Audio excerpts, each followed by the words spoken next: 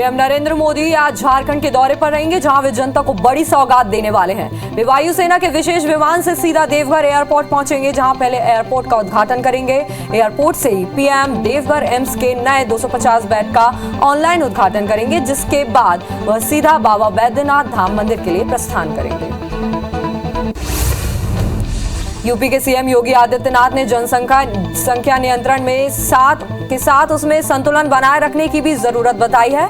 विश्व जनसंख्या दिवस पर उन्होंने कहा है कि ऐसा ना हो कि किसी एक वर्ग की आबादी बढ़ने की स्पीड ज्यादा हो और मूल निवासियों की आबादी को नियंत्रित कर दिया जाए। ज्यादा आबादी वाले देशों में असंतुलन चिंता का विषय है। एक समय बाद वहां अराजकता जन्म लेने लगती है। जम्मू कश्मीर के शोपिया जिले में सुरक्षा बलों और आतंकियों के बीच मुठभेड़ जारी है। 2 से 3 आतंकियों के होने की आशंका जताई जा रही है। सुरक्षा बलों ने पूरे इलाके को सील कर दिया है। इससे पहले पुलवामा में सोमवार को ही सुरक्षा बलों ने जैश ए मोहम्मद के कमांडर कैसर कोका समेत 2 आतंकियों को मुठभेड़ में मार गिराया था। आतंकी कैसर कोका 2018 से इस इलाके में एक्टिव था। देश के 25 राज्यों में भारी बारिश हुई है। इससे गुजरात और मध्य प्रदेश में 14 लोगों की मौत हो गई है। गुजरात का वलसाड शहर बाढ़ में डूबा है। हजारों लोगों को सुरक्षित निकाला गया है। आगे भी 3 से 5 दिन तक ऐसा ही मौसम रहने का अनुमान है। मध्य प्रदेश के 33 जिलों में भारी बारिश का अलर्ट है। वहीं महाराष्ट्र के नासिक में गोदावरी नदी के किनारे बने कई मंदिर पानी में समा गए हैं। मध्य प्रदेश में अंतिम चरण के नगरीय निकाय चुनाव के लिए प्रत्याशी आज डोर टू डोर प्रचार करेंगे। कल यानी 13 जुलाई को वोटिंग होगी, वहीं 20 जुलाई को नतीजे आएंगे। कटनी, रतलाम, देवास, रीवा और मुरैना की 40 नगर पालिका और 169 नगर परिषद समेत 214 निकायों में मतदान होगा। दूसरे चरण के मतदान के लिए 6829 मतदान केंद्र बनाए गए हैं।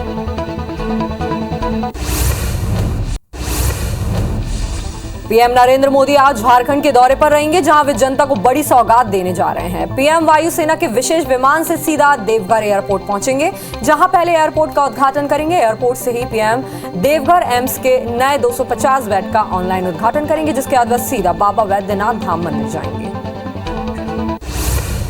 सीएम योगी ने जनसंख्या नियंत्रण के साथ उसमें संतुलन बनाए रखने की भी जरूरत बताई है। विश्व जनसंख्या दिवस पर उन्होंने कहा है कि ऐसा ना हो कि किसी एक वर्ग की आबादी बढ़ने की स्पीड ज्यादा हो और मूल निवासियों की आबादी को नियंत्रित कर दिया जाए। ज्यादा आबादी वाले देशों में असंतुलन चिंता का विषय है। एक समय बाद वहां अराजकता जन्म लेने लगती है।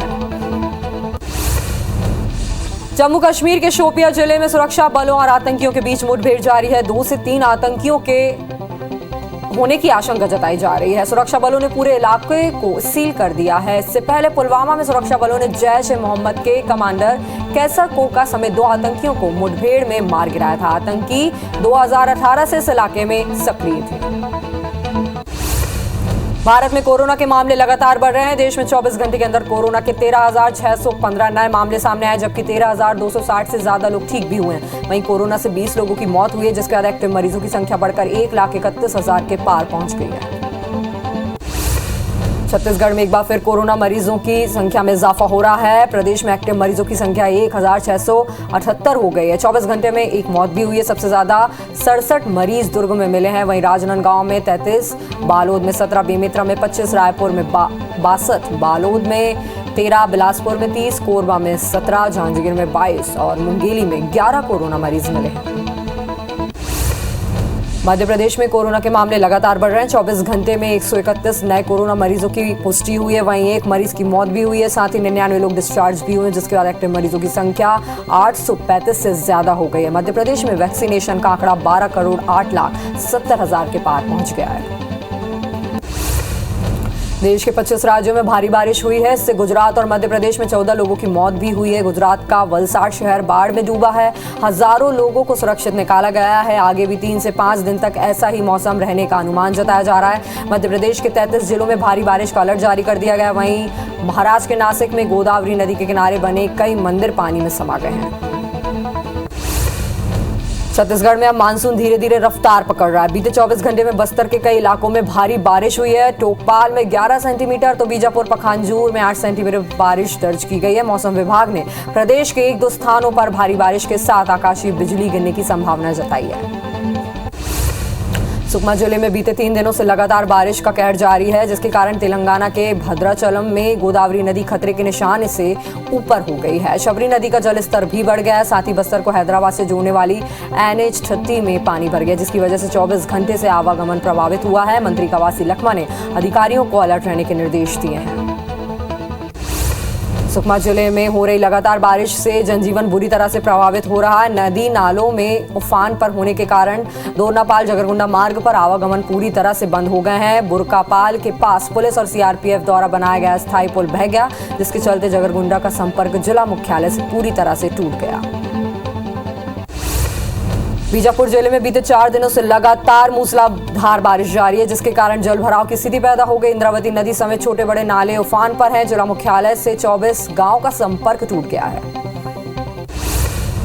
मध्य प्रदेश के कई जिलों में आज भी मौसम विभाग ने बारिश की संभावना जताई। नर्मदापुरम, इंदौर, जबलपुर, शहडोल में बारिश के आसार है। वहीं पन्ना, दमोह, सागर, रतलाम, उज्जैन, देवास में बारिश को लेकर ऑरेंज अलर्ट जारी कर दिया गया। कल कई जिलों में भारी बारिश दर्ज हुई थी। राजधानी भोपाल में मौसम विभाग ने आज दिन भर बारिश होने का अलर्ट जारी कर दिया। राजधानी में 2 दिन के अंदर करीब 9 इंच बारिश दर्ज की गई। जुलाई के कोटे से 0.56 इंच ज्यादा बरसात हुई। लगातार बारिश के चलते बड़े तालाब के वाटर लेवल में भी इजाफा हुआ है। विदिशा में कल हुई भारी बारिश को देखते हुए कलेक्टर ने सभी स्कूलों में छुट्टी घोषित कर दी। आज भी विदिशा में बारिश के आसार बने हुए, जिसको देखते हुए विदिशा जिले के सभी स्कूलों में आज छुट्टी घोषित कर दी गई, ताकि किसी तरह की कोई भी परेशानी ना हो। खरगोन में खंडवा बड़ौदा मार्ग पर बोराड़ नदी में बाढ़ के बाद रास्ते के दोनों तरफ वाहनों की लंबी कतार लगी। नदी नाले भी उफान पर है। बता दें, पहाड़ी इलाकों में लगातार बारिश हो रही है, जिसकी वजह से लोगों को आने जाने में काफी दिक्कतों का सामना करना पड़ रहा है। खरगोन में हो रही तेज बारिश के बाद ओंडल नदी में बाढ़ आ गई। पानी सड़क के ऊपर बह रहा है, फिर भी लोग जान जोखिम में डालकर नदी पार कर रहे हैं। थोड़ी सी लापरवाही लोगों की जान पर भारी पड़ सकती है। राजधानी भोपाल सहित प्रदेश के कई हिस्सों में हो रही भारी बारिश ने जनजीवन अस्त व्यस्त कर दिया। प्रभावित लोगों का रेस्क्यू कर लिया गया और उनकी भोजन की व्यवस्था भी की गई है। गृह मंत्री ने कहा है कि भोपाल संभाग में कई स्थानों पर बाढ़ की स्थिति बनी हुई है। नर्मदा और बेतवा नदी के किनारों पर अलर्ट जारी किया गया है। हरदा जिला प्रशासन ने बारिश के चलते चेतावनी जारी कर दी है। क्षेत्र में लगातार हो रही बारिश के चलते नर्मदा नदी का जलस्तर लगातार बढ़ रहा है। राजस्व विभाग के अधिकारियों ने हंडिया के घाट पर पहुंचकर चेतावनी जारी करते हुए सुरक्षित स्थान में रहने के लिए कहा है। राजधानी भोपाल में हो रही बारिश ने प्रशासन के विकास कार्यों की पोल खोल के रख दी है। 27 वार्डों में आने वाले निचले क्षेत्र की बस्तियों में 2 से 5 फीट तक पानी भर गया है। नए भोपाल के जोन 13 में आने वाले 53 वार्ड के गणेश नगर की 200 से अधिक मकान बाढ़ जैसे हालातों से जूझ रहे हैं। बालोद जिले में लगातार हो रही बारिश से डोंडी ब्लॉक स्थित दिगवाड़ी नाला उफान पर है, जिससे क्षेत्र के लोगों को आने जाने में काफी दिक्कतों का सामना करना पड़ रहा है। पुलिया के लगभग 2 फीट से ऊपर पानी बह रहा है। वहीं लोग जान जोखिम में डालकर नाला पार भी कर रहे हैं। पिपरिया में बारिश से जनजीवन अस्त व्यस्त हो गया है। निचले इलाकों में बारिश का पानी भरने से लोगों को दिक्कतों का सामना करना पड़ रहा है। वहीं पिपरिया के समीपस्थ बनखेड़ी में औल नदी पार कर रहा युवक बाइक सहित नदी में बह गया। युवक ने तैरकर अपनी जान बचा ली, जिसका वीडियो भी वायरल हो रहा है। खरगोन के भगवानपुरा वनांचल में बारिश जारी है। तेज बारिश के चलते सिरवेल महादेव का प्रसिद्ध झरना बारिश के चलते बहने लगा है। यहाँ प्राकृतिक गुफा में भगवान शिव विराजित है, जिनके दर्शन के लिए श्रावण माह में हजारों श्रद्धालुओं की भीड़ उमड़ती है। भोपाल में बारिश की वजह से रेल प्रशासन ने अलर्ट जारी कर दिया। अलर्ट के मुताबिक बारिश का पानी ज्यादा होने पर अंडरपास से सतर्क होकर निकले। फिलहाल पानी निकलने के लिए रेलवे ने पंप लगाने की व्यवस्था की है। मध्य प्रदेश में अंतिम चरण के नगरीय निकाय चुनाव के लिए प्रत्याशी आज डोर टू डोर प्रचार करेंगे। कल यानी 13 जुलाई को वोटिंग होगी। वहीं 20 जुलाई को नतीजे आएंगे। कटनी, रतलाम, देवास, रीवा और मुरैना की 40 नगर पालिका और 169 नगर परिषद समेत 214 निकायों में मतदान होगा। दूसरे चरण के मतदान के लिए 6829 मतदान केंद्र बनाए गए हैं। मध्य प्रदेश में नगरीय निकाय चुनाव के दूसरे चरण के लिए कल मतदान होने वाला है। बैरसिया में 18 वार्ड के पार्षद प्रत्याशियों के लिए वोटिंग होना है, जिसके लिए 35 मतदान केंद्र बनाए गए। मतदान दल आज लाल परेड मैदान से मतदान सामग्री लेकर रवाना हो रहे हैं। भोपाल में नवगठित निकायों के लिए 15 जुलाई से मतदाता सूची तैयार होगी। 15 से 4 अगस्त तक फोटोयुक्त मतदाता सूची का पुनरीक्षण होगा, जिसके लिए जिला कलेक्टर्स को निर्देश जारी कर दिए गए हैं। देवास में 13 जुलाई को दूसरे चरण का मतदान है, जिसको लेकर चुनावी शोरगुल थम गया। प्रचार थमते ही पुलिस और प्रशासन सड़क पर उतर आए हैं और आमजनों को शांति निष्पक्ष तरीके से चुनाव का मतदान कराने के भरोसा दिलाने फ्लैग मार्च भी निकाले।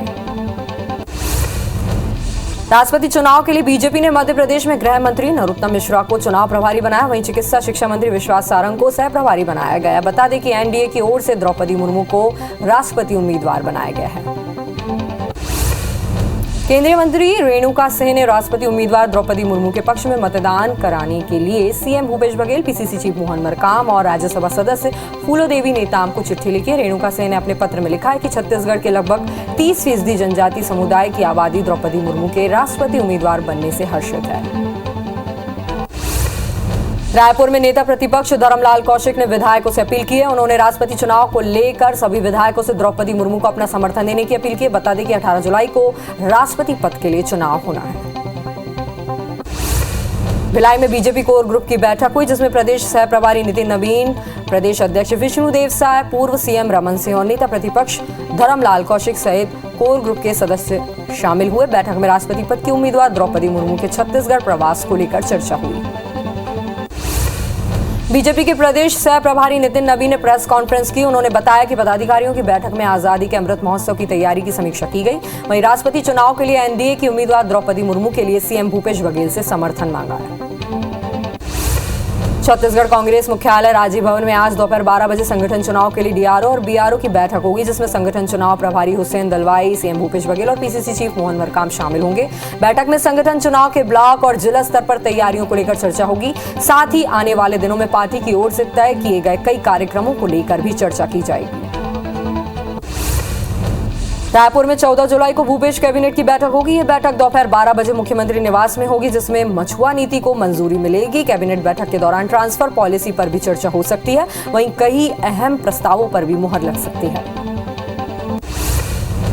गुजरात चुनाव को लेकर आज दिल्ली में कांग्रेस की बड़ी बैठक होगी, जिसमें छत्तीसगढ़ से 5 मंत्री भी शामिल होंगे। पार्टी ने छत्तीसगढ़ के मंत्री शिव डहरिया, अमरजीत भगत, उमेश पटेल, जयसिंह अग्रवाल और प्रेम साय टेकाम को गुजरात चुनाव के लिए ऑब्जर्वर नियुक्त किया है, जो आज दिल्ली में आयोजित बैठक में शामिल होंगे।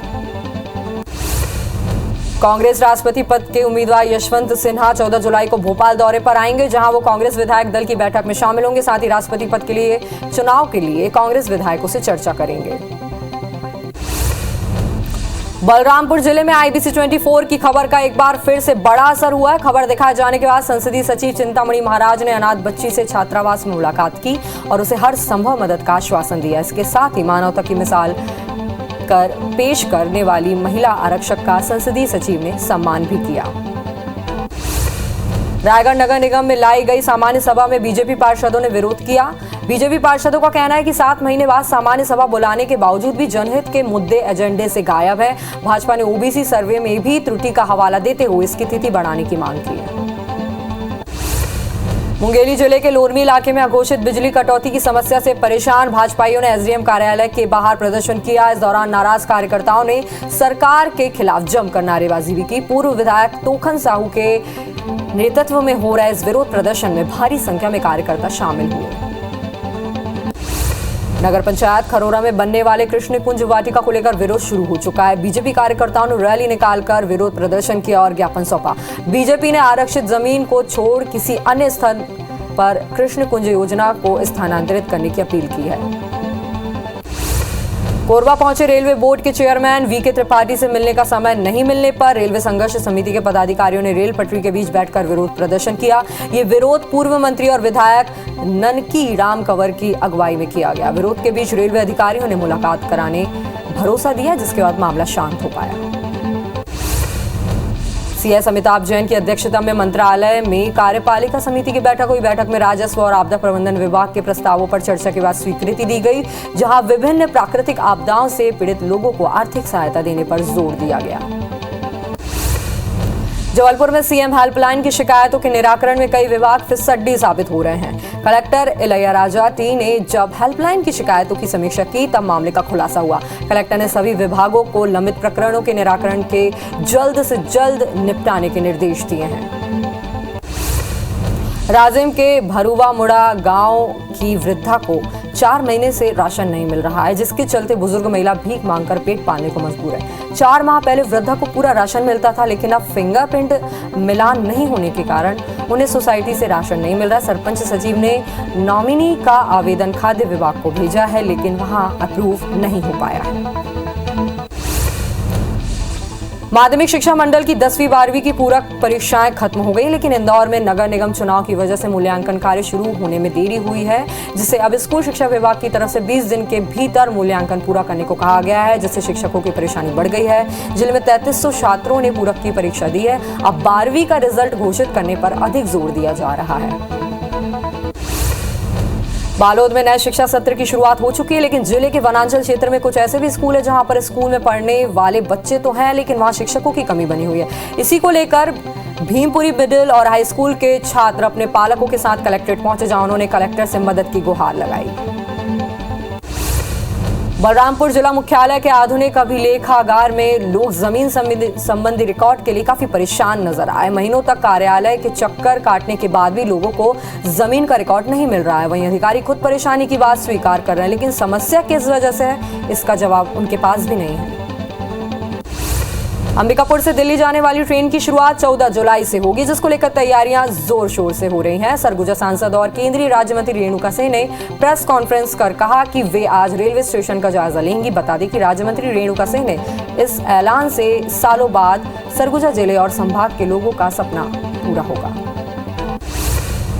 भोपाल से यात्रा करने वाले यात्रियों को गतिमान एक्सप्रेस की सौगात मिल सकती है। ट्रेन को भोपाल तक भेजने की तैयारी चल रही है, जिस पर अंतिम फैसला अगस्त में होगा। अभी यहां हजरत निजामुद्दीन से झांसी तक आती है। ट्रेन की स्पीड 160 किलोमीटर प्रति घंटे की है। आने वाले अगस्त में केंद्र सरकार देश में गेहूं उत्पादन की अंतिम रिपोर्ट जारी कर देगी। मध्य प्रदेश में पहली बार गेहूं का उत्पादन 3.5 करोड़ मीट्रिक टन के पार पहुंच गया है। गेहूं के उत्पादन में सालाना 11.34% की वृद्धि दर्ज की गई है। जबलपुर के कंचनपुर में 80 लाख रुपए की लागत से पानी टंकी का निर्माण हो रहा है, जिसका निर्माण धीमी गति से चल रहा है, जिसे देखते हुए निगम प्रशासन ने सख्त रुख अपनाते हुए ठेकेदार से जवाब भी मांगा है। जवाब ना देने पर निगम आयुक्त ने ठेकेदार पर 5 लाख रुपए का जुर्माना भी लगाया।